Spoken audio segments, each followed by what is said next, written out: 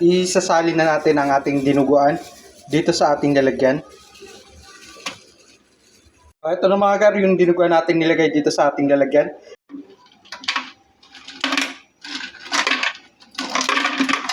At simulan na natin ang pag-shake mga gar.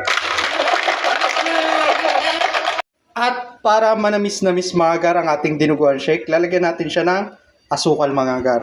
The next ilalagay natin mga gar is itong evaporada milk. So game na ulit mga gar.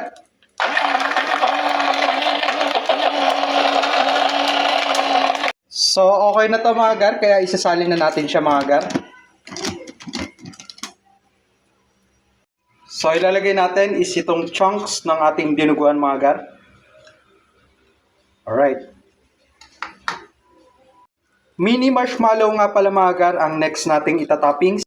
Sunod naman is itong mga maliliit na nips. At syempre meron niyang sprinkles mga gar.